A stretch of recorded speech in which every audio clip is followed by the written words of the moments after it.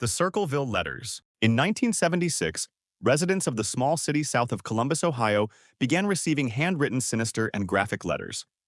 Each letter included secret and dark details about their personal lives. One resident received a ton of letters, accusing her of various unsavory acts. The perpetrator warned the resident that he had been tracking her every move. The resident was horrified and tried to keep the letters a secret until her husband began receiving them. The attacks on the family continued, with large posters appearing around town spreading rumors about their 12-year-old child. One day in 1977, the husband left the house after receiving a call from who he thought was writing the letters. A few minutes later, the husband was found dead at the end of the street behind the wheel. The sheriff had ruled it a homicide when he realized that a single shot had been fired before the accident, but there was no evidence that the husband was shot at the site. The sheriff found the husband was twice the legal limit and ruled it as a drunk driving accident. The letters began once again, this time accusing the sheriff of covering up the true nature of the death. In 1983, the original resident who had been accused of having an affair pulled over to remove a sign. During the effort to remove the sign, she discovered a box was attached, and inside of it was a small pistol. The gun was part of a booby trap designed to fire when the sign was removed. Paul Freshour, who was accused of being the one who wrote the letters, was arrested and given 25 years. But one small problem. The letter writing continued even after he was put in jail. Hundreds of residents continued to receive personal letters until 1994 when everything stopped. The disappearance and reappearance of Lawrence Joseph Bader. He was a cookware salesman from Akron, Ohio, who went missing in 1957. He went fishing, a storm hit, and his boat was found the next day with some damage. He was in debt and in trouble with the IRS, and his wife was about to have their third child. 4 days later, John Fritz Johnson appeared in a bar in Omaha, Nebraska.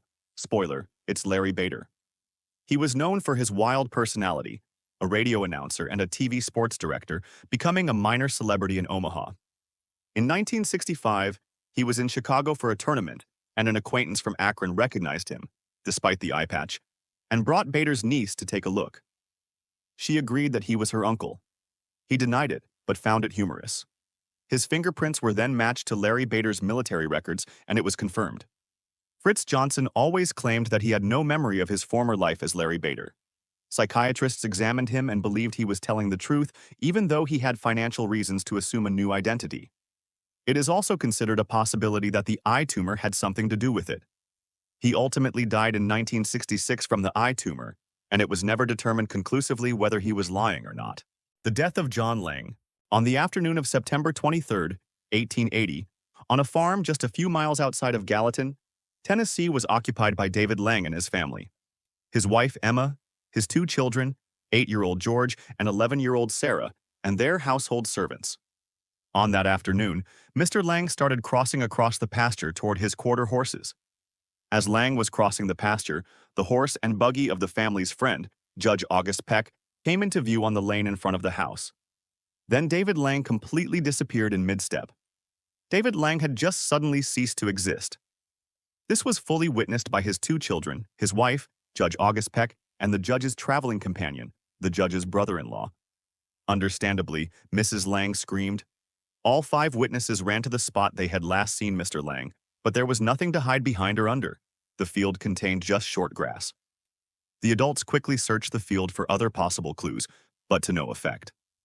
By nightfall, all the neighbors were involved in the search, and, by lantern, they checked every foot of the field, stamping their feet to try to detect any caves, holes, or cracks that Mr. Lang might have fallen into. Nothing was found. In the weeks following the strange disappearance, Mrs. Lang was bedridden with shock. The county surveyor confirmed that the field was on perfectly solid ground, with no caves or sinkholes. No one had any answers for what happened. Months after the event, in 1881, Lang's children noticed that the grass at the site of their father's disappearance had grown strange and yellow. It formed a circle with a 15-foot diameter. Mrs. Lang never fully recovered. There was never a funeral or memorial service for Mr. Lang. Mrs. Lang eventually left the farm and allowed Judge Peck to rent it out, with the exception of the field in the front of the house. That pasture was left untouched as long as she lived. What had happened to David Lang? In the years since, many authors have guessed, possibly Lang was an abduction by fairies or UFOs. Perhaps he somehow fell into a different dimension of existence. The atoms of his body suddenly break into their component parts and simply cease to exist. But all of it are just guesses. In the end, there just isn't any way to ever know for sure where the missing farmer went. The toxic death of Gloria Ramirez. About 8:15 p.m. on the evening of February 19th, 1994, Ramirez, suffering from severe heart palpitations, was brought into the emergency department of Riverside General Hospital by paramedics. She was extremely confused and was suffering from tachycardia and Cheney-Stokes respiration. The medical staff injected her with sedatives. When it became clear that Ramirez was responding poorly to treatment, the staff tried to defibrillate her heart. At that point, several people saw an oily sheen covering Ramirez's body, and some noticed a fruity, garlic-like odor that they thought was coming from her mouth. A registered nurse named Susan Kane attempted to draw blood from Ramirez's arm and noticed an ammonia-like smell coming from the tube. She passed the syringe to Julie Gorchinsky, a medical resident, who noticed manila-colored particles floating in the blood. At this point, Kane fainted and was removed from the room. Shortly thereafter, Gorchinsky began to feel nauseated. Complaining that she was lightheaded, she left the trauma room and sat at a nurse's desk. A staff member asked her if she was okay, but before she could respond, she also fainted. Maureen Welch, a respiratory therapist who was assisting in the trauma room, was the third to pass out. The staff was then ordered to evacuate all emergency department patients to the parking lot outside the hospital. Overall, 23 people became ill and 5 were hospitalized. At 8:50 p.m., after 45 minutes of CPR and defibrillation, Ramirez was pronounced dead from kidney failure related to her cancer. The disappearance of Andrew Gosden. In Yorkshire, 2007, a 14-year-old kid, a straight-A student, shy but well-adjusted by all accounts, puts on his school uniform in the morning. He goes about his usual routine, acting totally normally, if a little grumpy, and says goodbye to his family. Shortly after his family has left the house, he is captured on footage on a neighbor's security camera, returning to the home alone. Whilst inside, he places his school uniform in the laundry and changes into street clothing. He goes to an ATM, withdraws almost all his money from his account, and then heads to the local train station. He purchases a train ticket to central London, but when offered a discounted deal where he could get a return ticket for only £1 extra, he declines and purchases a ticket for one way only. The last sighting of him is CCTV footage of him leaving King's Cross Station in central London, having used his train ticket to get there. There has never been a confirmed sighting of Andrew Gosden ever since. No one knows why this boy with a perfect attendance record at school would suddenly bunk school and return home that day to go on a trip to London. The man from Taured. The man from Taured was a bizarre man who arrived at Haneda Airport in Tokyo, Japan, in the summer of 1954. When they asked him for his country of origin, he casually stated that he was from Taured, on the border between France and Spain. The officials told him that Taured didn't exist, but he presented them with his passport, issued by the non-existent country of Taured, which also showed visa stamps corroborating his previous business travels to Japan and other countries. Yet when they called the company he said he was having a meeting with, they had never heard of him or his company ever before that moment. The hotel he had reserved a room at had no reservation for such a person, and the bank listed on his checkbook appeared not to exist. The man was described as a neatly dressed, middle-aged Caucasian man. His primary language was French, yet he spoke Japanese and several other languages. In his wallet was a variety of currencies from various European countries, as if to verify his frequent flyer tendencies. Customs officials showed him a world map and pointed to the tiny country of Andorra. The man became irate, saying that Andorra didn't exist, but it was right where Taured should be. His country had existed for 1,000 years. The man was detained by customs and given a room at a nearby hotel for the night while officials tried to figure out what was going on. The following morning, the man from Taured completely vanished from his hotel room, which had been guarded by immigration officials all night long. And to make matters worse, all of his personal documents, including his passport and driver's license issued by the mystery country, vanished from the airport's security room. The deaths of Kris Kremers and Lisanne Froon. Kris Kremers and Lisanne Froon were Dutch students who disappeared on April 1, 2014, while hiking in Panama. After an extensive search, portions of their bodies were found a few months later. Their cause of death could not be determined definitively, but Dutch authorities working with forensic and search-rescue investigators thought it likely the students had accidentally fallen from a cliff after becoming lost. The circumstances and aftermath of their disappearance have resulted in much speculation about the cause of death. 10 weeks later, A local woman turned in Froon's blue backpack, which she said she had found in a rice paddy by a riverbank near her village of Alto Romero, in the Bocas del Toro region. She said she was sure it had not been there the day before. The backpack contained 2 pairs of sunglasses, $83 in cash, Froon's passport, a water bottle, Froon's camera, and the women's phones, all packed, dry, and in good condition.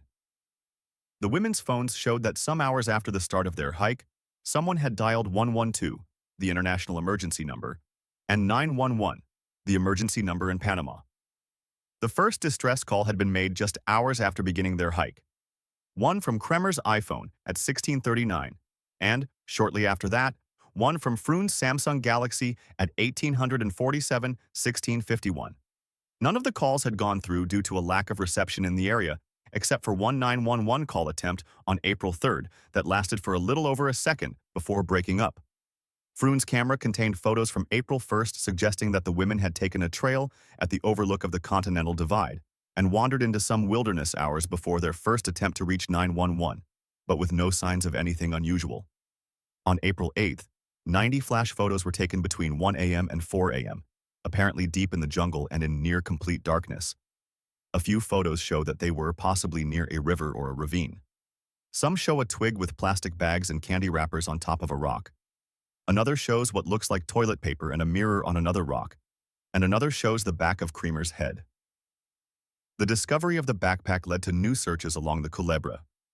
Kremers' jean shorts, zipped and neatly folded, were found atop a rock on the opposite bank of the tributary, a few kilometers away from where Froon's backpack had been discovered, although later witnesses would claim the jeans were not neatly folded but found in the river itself.